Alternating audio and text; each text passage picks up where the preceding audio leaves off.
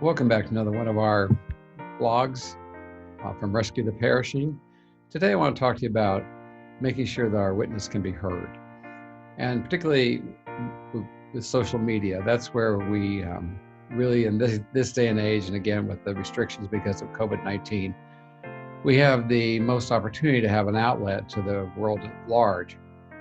One of my great concerns is that the tone that many believers are using online is not one that is glorifying to the Lord, nor will open doors with those who are unbelievers. In fact, it is sometimes very difficult to tell by the posts who's a believer and who isn't. Now, that's not at all the way we're supposed to live. And we have a couple of things really that are fueling this. We've certainly had a lot in the United States about the issue of racism. Now, racism is a great evil, no doubt about that. How we approach racism is where I think we're having some of the difficulty. And of course, we are in the midst of probably the most contentious election period since Abraham Lincoln ran for office in 1860. It is a very difficult time for our country. And again, we have to sort of clarify here. Obviously, there are issues that we feel very strongly about. We certainly should feel very strongly about protecting the lives of unborn children. We should feel very strongly about those who are being trafficked, human trafficking. We should feel very strongly about those issues and express our opinions about the issues. The difficulty is, though, is we sometimes slam individuals, whether it's the one running for office or the spokesperson for a particular cause, or people who have a different viewpoint than ours. And again, we're not going to reach the world unless we treat people with love. I would remind you what Jesus said in Matthew 5 about our enemies.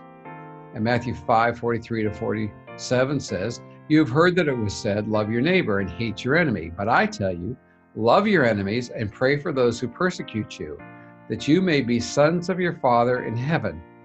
He causes his sun to rise on the evil and the good, and sends rain on the righteous and the unrighteous. If you love those who love you, what reward will you get?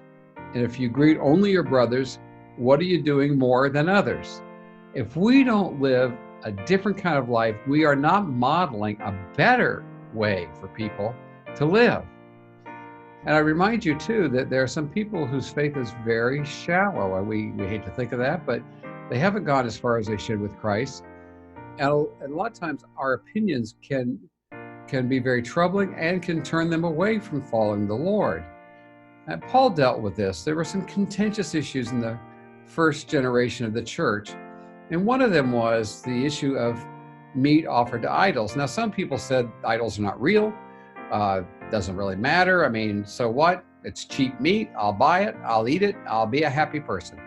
Other people were bothered that this was something offered to an idol.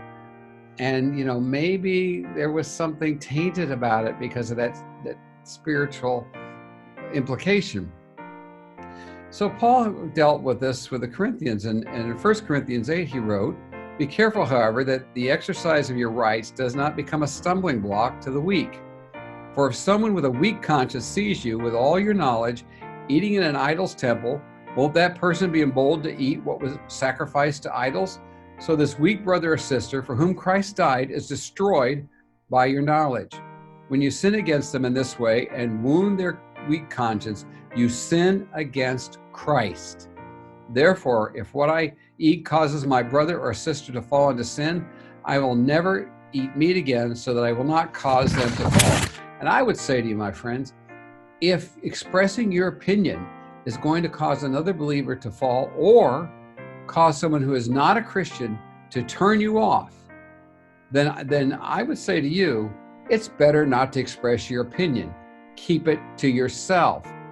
Just go vote the way you want to, or, enact the kinds of things that you think need to be enacted. Support those who are fighting human trafficking. Support those who are fighting racism, except, those who would compromise our faith.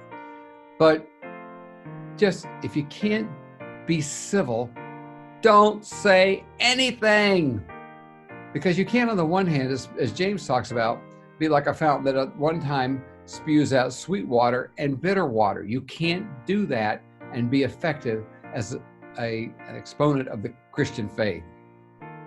So think about that and review what you're doing on Facebook. Review what you're doing on other social media, and make sure that because you're by yourself and not seeing the person you're talking to, you're not using a harsher tone or using and expressing thoughts that you would never do if you met someone face to face. And remember, this is a person out there. Those are people for whom Christ died and whom he wants to win. And don't you become a stumbling block. If anything, you ought to smooth the way because of the example of your life. God bless you.